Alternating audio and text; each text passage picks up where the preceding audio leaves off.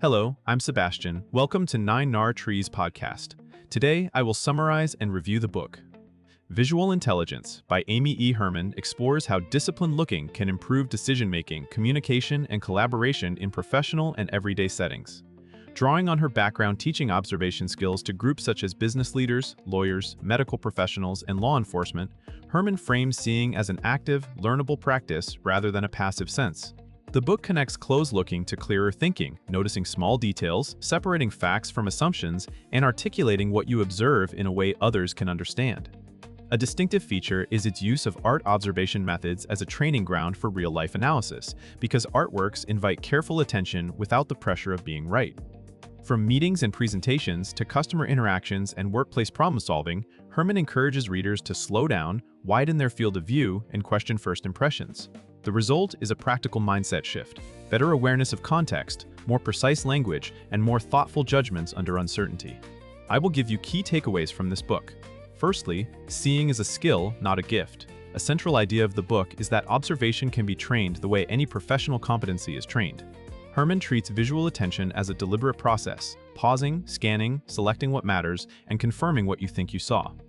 In many workplaces, people believe they are good observers because they are busy and experienced, yet they miss key cues due to speed, distraction, and habitual thinking. The book emphasizes building a repeatable practice that counters autopilot. That includes learning to look longer than feels comfortable, noticing relationships between elements, and resisting the urge to instantly explain or judge. By distinguishing raw observations from interpretations, readers can reduce errors caused by assumption. This approach is relevant across roles: managers assessing team dynamics, clinicians noticing subtle changes, attorneys reviewing evidence, or consultants reading a room. The skill model also makes improvement measurable. You can compare what you noticed today versus last week, ask colleagues what they saw, and refine your attention based on feedback. Over time, stronger observations support stronger reasoning because better inputs lead to better conclusions. Secondly, from observation to clear communication, Herman links improved looking to improved speaking and writing.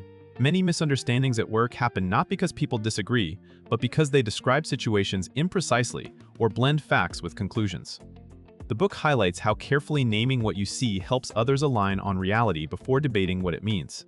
This matters in meetings, performance conversations, incident reports, and client communications, where clarity reduces friction and speeds decisions.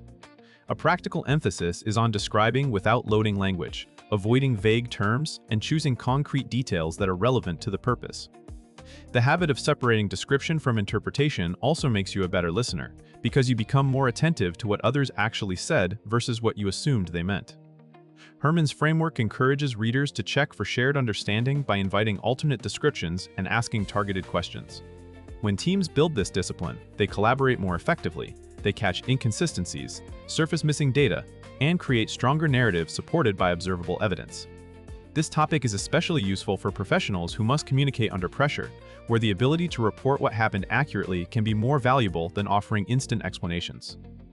Thirdly, challenging biases and first impressions. Another major theme is how quickly the mind fills gaps with stories. The book focuses on the risks of first impressions, pattern matching, and confirmation bias, all of which can cause professionals to overlook critical information. Herman encourages readers to treat initial interpretations as hypotheses rather than truths. By returning to the observable and asking what else might be happening, you create space for better judgment. This is not just a personal improvement tactic, it is also a fairness and risk management practice. In hiring, performance evaluation, customer service, and compliance, premature conclusions can lead to costly mistakes and strained relationships. The book's observation-first approach helps readers notice counter-evidence, inconsistencies, and contextual factors that might otherwise be ignored. It also trains humility. If two people can look at the same situation and notice different details, then certainty should be earned, not assumed. Practically, this mindset supports better questioning, better documentation, and better decisions when data is incomplete. The goal is not to eliminate intuition, but to balance it with disciplined attention that can withstand scrutiny. Fourthly, using art as a safe training ground for real-world analysis. A distinctive contribution of visual intelligence is the use of art observation methods to strengthen professional thinking. Works of art provide complex scenes filled with detail, ambiguity, and emotion, making them ideal practice material for attention and interpretation.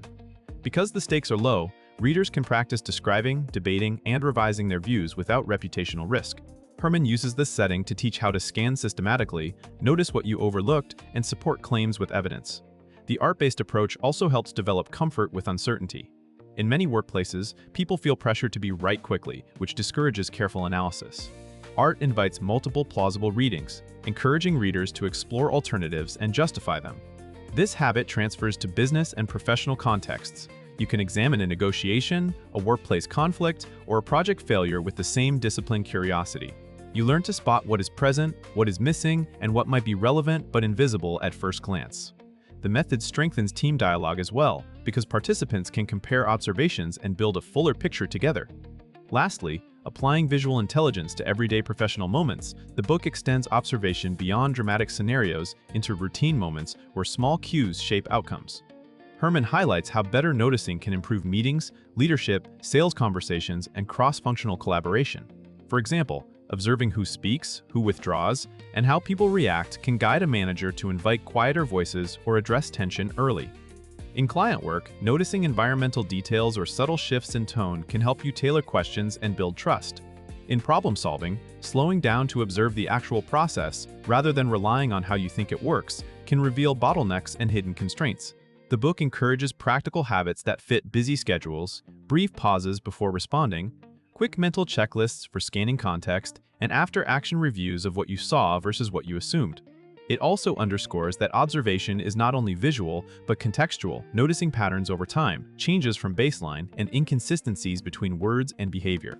By treating everyday situations as training opportunities, readers can compound small improvements into a more accurate, empathetic, and effective professional presence. In conclusion, this book suits professionals who make judgments based on limited information, including managers, healthcare and legal workers, educators, consultants, entrepreneurs, and anyone who needs to communicate clearly under time pressure.